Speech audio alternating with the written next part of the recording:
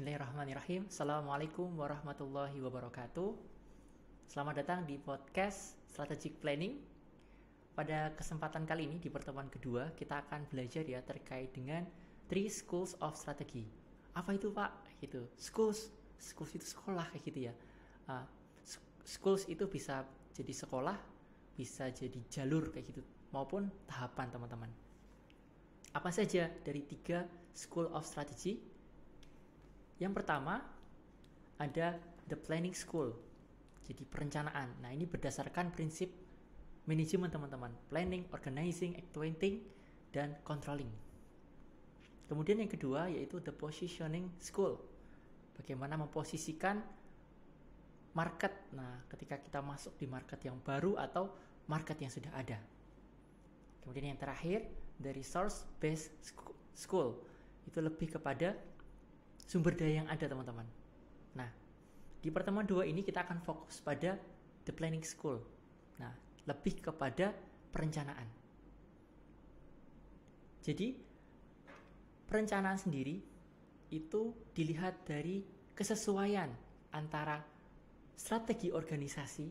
Nah, strategi organisasi di suatu perusahaan bisnis teman-teman ya, mau strategi yang bagaimana disesuaikan dengan lingkungan yang ada. Jangan sampai strategi yang sudah diplanningkan, direncanakan itu tidak sesuai dengan lingkungan yang ada. Contoh misalnya kita membangun sebuah pabrik konveksi kayak gitu ya.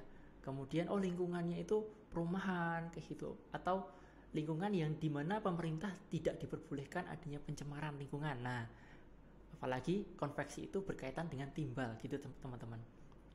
Yang kedua, dalam perencanaan dibutuhkan detail. Nah, perencanaan yang sangat spesifik kayak gitu teman-teman.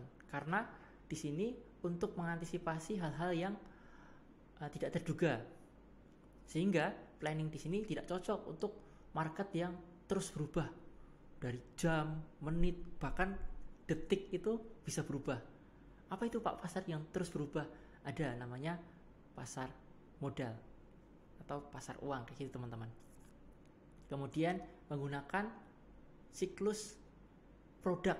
Nah, product life cycle yang teman-teman sudah ketahui ya.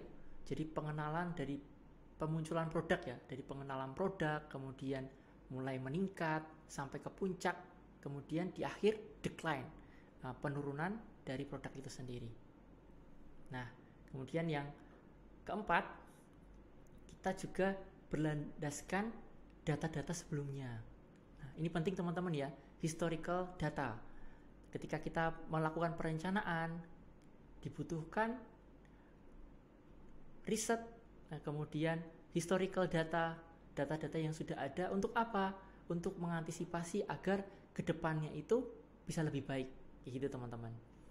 Sebelumnya bagaimana, saat ini bagaimana, nanti bagaimana. Kayak gitu teman-teman. Oke, kemudian di sini juga harus rasional ya di dalam prosesnya untuk menentukan suatu plan yang bisa dilaksanakan di lapangan. Jadi kan ada perencanaan yang harus kayak gini, tetapi di lapangan berbeda. Nah, harus disesuaikan apa yang cocok dengan lingkungan yang ada di lapangan dengan yang direncanakan. Oke, di sini saya akan tunjukkan beberapa matriks ya. Satu metrik di planning teman-teman, kita melihat dari 2 sisi. Ada beberapa sisi ya, 4 bagian. Yang pertama itu pasar sekarang, kemudian produk yang sudah ada. Kemudian ada 2 hal ya, kemudian ada lagi pasar yang baru dan produk yang baru. Kalau misalnya kita ingin masuk dalam pasar yang sudah ada dan produknya kita sudah ada, dibutuhkan penetrasi lebih digencarkan kayak gitu di dalam ekspansinya, di dalam penyebaran produk agar teman-teman bisa tahu banyak terkait dengan produk yang teman-teman jual. Kemudian pasar sekarang dan produknya baru bagaimana?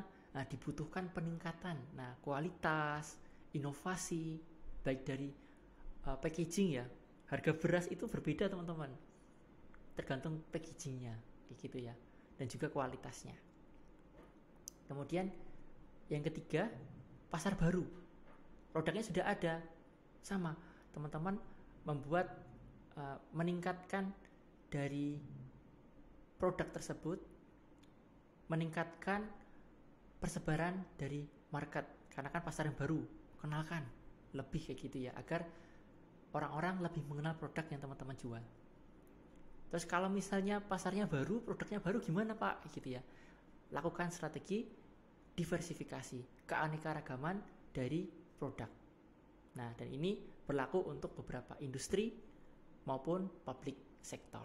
Seperti itu teman-teman. Di pertemuan selanjutnya kita akan membahas terkait dengan positioning dan resource. Terima kasih, sampai jumpa di podcast selanjutnya. Wassalamualaikum warahmatullahi wabarakatuh.